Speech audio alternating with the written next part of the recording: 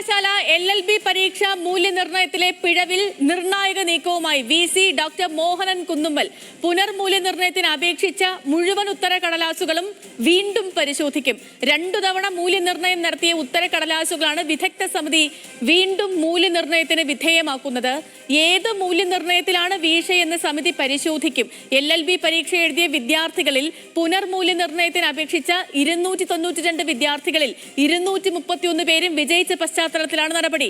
News Malayalam the biggest തിരുവനന്തപുരത്ത് നിന്ന് ഈ വലിയ വാർത്തയുടെ വിശദാംശങ്ങളുമായി ഹാൻസ് ജോൺ നമുക്കിപ്പം തത്സമയം ചേരുന്നുണ്ട്. Hans, good morning. അപ്പോ 2 വട്ടം മൂല്യനിർണ്ണയം നടത്തിയ ഉത്തരക്കടലാസുകൾ വീണ്ടും പരിശോധിക്കാൻ നീക്കം നടത്തുകയാണ് VC.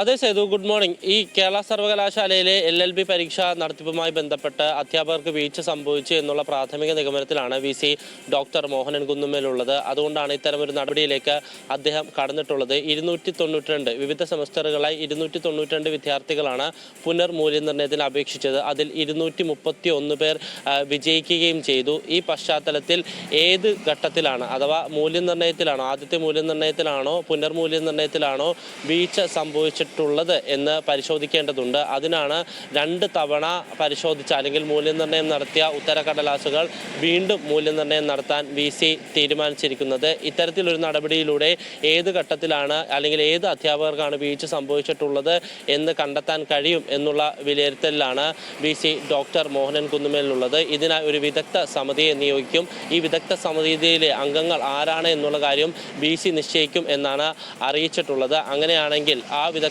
സമിതി ഈ പരീക്ഷാ കൺട്രോളുടെ പക്കലുള്ള ഉത്തരക്കടലാസുകൾ പരിശോധിക്കുകയും അതിനുശേഷം ഒരു റിപ്പോർട്ട് VCക്ക് സമർപ്പിക്കുകയും ചെയ്യും. ഈ റിപ്പോർട്ടിന്റെ അടിസ്ഥാനത്തിൽ തുടർ നടപടികൾ ഉണ്ടാകും എന്നാണ് VC ഡോക്ടർ മോഹനൻ കുന്നുമ്മൽ അറിയിച്ചിരിക്കുന്നത്. ഈ 292 വിദ്യാർത്ഥികളിൽ തന്നെ 20% കൂടുതൽ മാർക്ക് വ്യത്യാസം വന്നിട്ടുള്ള പേപ്പറുകളായിരിക്കും അല്ലെങ്കിൽ ഉത്തരക്കടലാസുകളായിരിക്കും ആദ്യം പരിശോധിക്കുക. അതിനുശേഷം എന്താണ് നടപടി എന്നുള്ളത്, ഏത് ഘട്ടത്തിലാണ് ഏത് അധ്യാപകർക്കാണ് വീഴ്ച സംഭവിച്ചിട്ടുള്ളത് എന്ന് പരിശോധിച്ച ശേഷം അധ്യാപകർക്കെതിരെ നടപടി ഉണ്ടാകും എന്നാണ് നമുക്ക് ലഭിക്കുന്ന വിവരം. സേതു.